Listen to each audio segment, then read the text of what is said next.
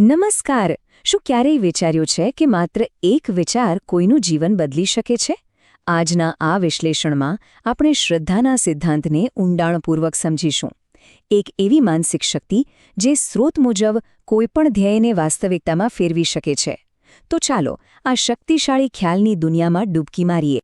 તો આજના આ વિશ્લેષણમાં આપણે શું જોવાના છે? સૌથી પહેલાં તો શ્રદ્ધા શું છે અને તે કેવી રીતે કામ કરે છે એ સમજીશું. પછી એને જીવનમાં લાગુ કરવા માટે એકદમ ચોક્કસ ફોર્મ્યુલા જોઈશું. અને છેલ્લે $1 અબજ સાચી વાર્તા દ્વારા એના પુરાવા પર પણ નજર કરીશું. તો શ્રદ્ધા એટલે શું? જો આ શબ્દ સાંભળતા જ આપણા મનમાં કદાચ ધર્મનો ખ્યાલ આવે, બરાબર ને?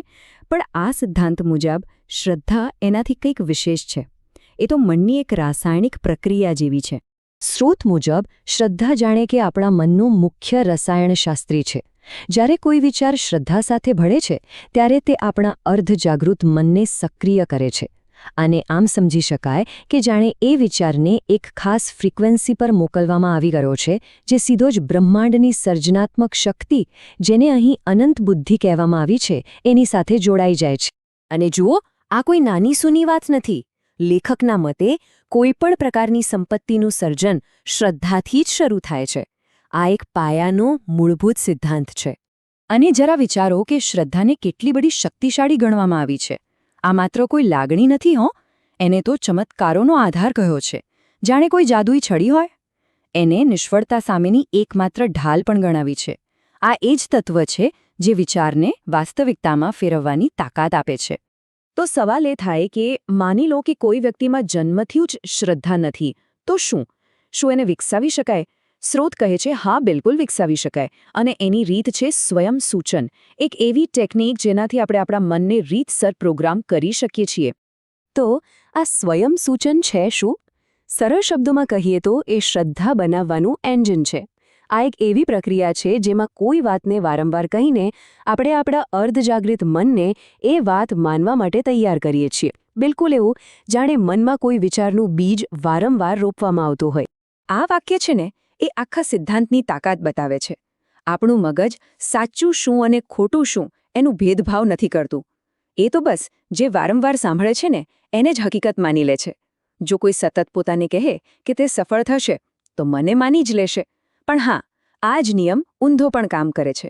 જો કોઈ પોતાને નિષ્ફળ માનતું રહે તો પરિણામ પણ એવું જ મળશે. આને સમજવા માટે એક બહુ મસ્ત રૂપક છે. જ્યારે કોઈ વિચારમાં એકદમ તીવ્ર ભાવના ભળી જાય ત્યારે એ એક ચુંબકીય બીજ જેવું બની જાય છે.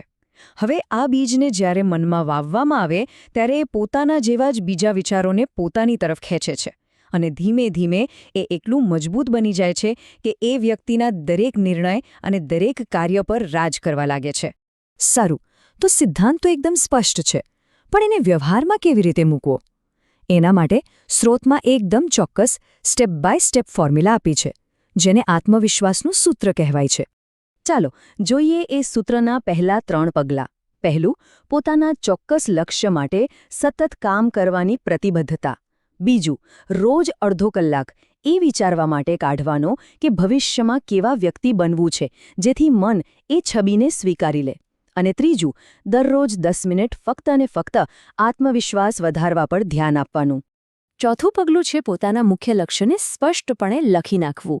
પાંચમું, નૈતિકતા પર ભાર મૂકે છે, એવા જ કામ કરવા જેનાથી બધાનું ભલું થાય. અને છેલ્લું, છઠ્ઠું પગલું આ બધી વસ્તુને એકસાથે બાંધે છે. આ ફોર્મ્યુલા પર સહી કરવી, એને બરાબર યાદ કરી લેવી અને રોજ પૂરા વિશ્વાસ સાથે મોટેથી બોલવી. આ જે વારંવાર બોલવાની પ્રક્રિયા છે ને, એ જ શ્રદ્ધાને એકદમ મજબૂત બનાવે છે. પણ અહીં એક બહુ જ મોટી અને મહત્વની ચેતવણી છે. આ જે માનસિક નિયમ છે ને, એ કોઈ તટસ્થ તલવાર જેવો છે. એ સકારાત્મક અને નકારાત્મક બંને દિશામાં એક સરખી તાકાતથી કામ કરે છે. તો મુદ્દાની વાત એ છે કે આપણું અર્ધજાગૃત મન કોઈ ભેદભાવ નથી કરતું. એને સારા ખરાબની કંઈ પડી નથી. એ શ્રદ્ધા અને હિંમત જેવા સકારાત્મક વિચારો પર જેટલી ઝડપથી કામ કરશે, એટલી જ ઝડપથી ભય અને શંકા જેવા નકારાત્મક વિચારો પર પણ કામ કરશે. આપણે એને જેવો કાચો માલ આપીશું એ જ એને વાસ્તવિકતામાં ફેરવી દેશે. આનો એક બહુ જ દુઃખદ કિસ્સો પણ સ્રોતમાં આપેલો છે. જોઝેફ ગ્રાન્ટ નામના એક બેંક અધિકારીએ જુગારમાં ઘણા પૈસા ગુમાવ્યા.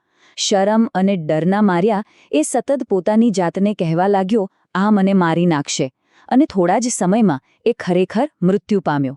આ સ્વયં સૂચનના વિનાશક ઉપયોગનું એક મોટું ઉદાહરણ છે. અને આ વાક્ય આખા સિદ્ધાંતનો સાર છે. વિચાર ભલે સફળતાનો હોય કે નિષ્ફળતાનો, તે પોતાને ભૌતિક સ્વરૂપ આપવાની કોશિશ કરે જ છે. આ એક કુદરતી નિયમ છે જેનો ઉપયોગ આપણે સમજી વિચારીને કરવો જોઈએ, કારણ કે એ તો સતત કામ કરી જ રહ્યો છે.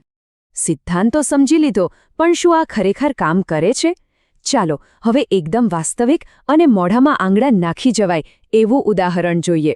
આ વાર્તા છે યુનાઇટેડ સ્ટેટ્સ સ્ટીલ કોર્પોરેશનના નિર્માણની, જે એક વિચારની તાકાતનો સૌથી મોટો પુરાવો છે. એટલે સવાલ એ છે કે શું ખરેખર એક વિચારમાં આટલી બધી તાકાત હોઈ શકે છે?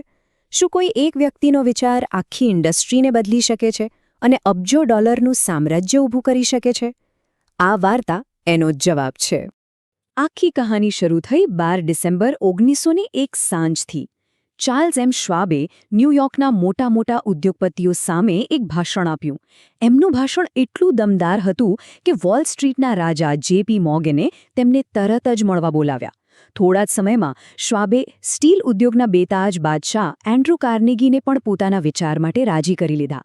અને બસ આ માત્ર એક ભાષણથી યુએસ સ્ટીલનો જન્મ થયો. શ્વાબનો જે આઈડિયા હતો ને, એ જમાના માટે એકદમ ક્રાંતિકારી હતો. એ સમયે મોટાભાગના ઉદ્યોગપતિઓ સ્પર્ધાને ખતમ કરીને ભાવ વધારવામાં માનતા હતા. પણ શ્વાબે કહ્યું, એકદમ ઉલટું કરો, સ્ટીલને સસ્તું બનાવો. એમની દલીલ હતી કે જો સ્ટીલ સસ્તું થશે તો એનો ઉપયોગ વધશે, બજાર મોટું થશે અને આખરે બધાને વધુ નફો મળશે. આ આધુનિક માસ પ્રોડક્શનનો પાયાનો વિચાર હતો. અને આનું પરિણામ શું આવ્યું?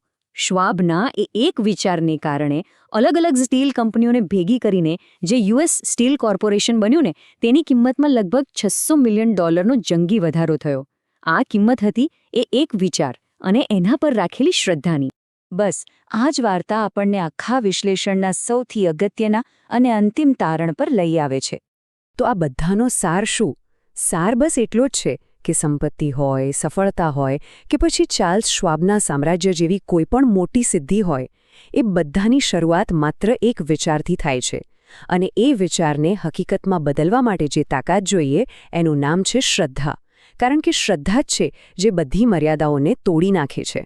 અને એટલે જ આ વિશ્લેષણના અંતે આપણે સૌએ વિચારવા જેવો પ્રશ્ન એ છે કે આપણા મનમાં કયા વિચારો સતત ચાલી રહ્યા છે, કયા વિચારો પ્રભુત્વ ધરાવે છે. કારણ કે સ્ત્રોત મુજબ એ જ વિચારો આપણું ભવિષ્ય અને આપણી વાસ્તવિકતાનું નિર્માણ કરી રહ્યા છે.